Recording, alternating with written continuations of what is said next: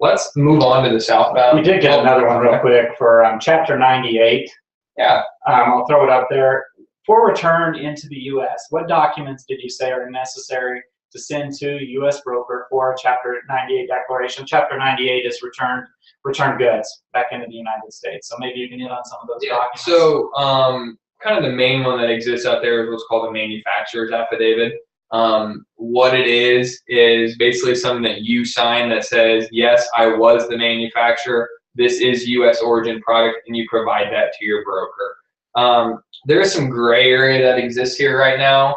Customs made a change a few years ago that prior to this change, the broker had to have this document no matter what.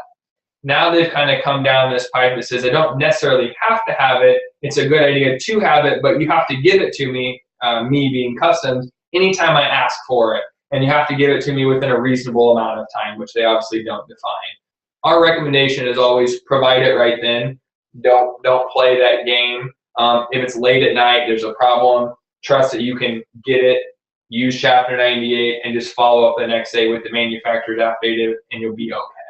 So what about, I know you and I always talk about that with regards to the CBP 3311. Right. For return U.S. goods, that declaration, one that I was using a long time ago. So yeah, we don't use it really anymore. I don't see a lot of them floating around anymore. Affidavit is really the key, at least in my opinion.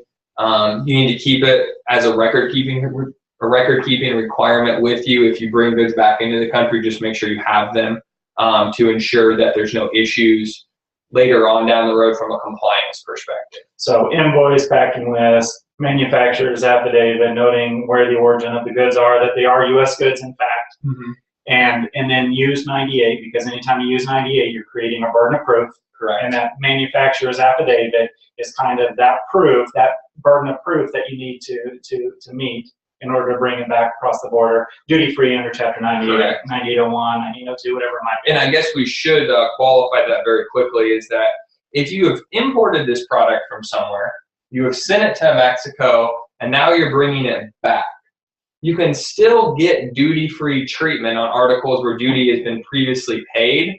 However, you can't claim the same U.S. goods returned Chapter 98. So if you're buying something from Asia, from China, from Europe, somewhere that you import, you then export, and now have to bring it back, you can't use it. There are other provisions that allow you to use that, which we could probably do a whole seminar on, just the different duty-free provisions that exist out there with the Chapter 98, Chapter 99, and things of that nature.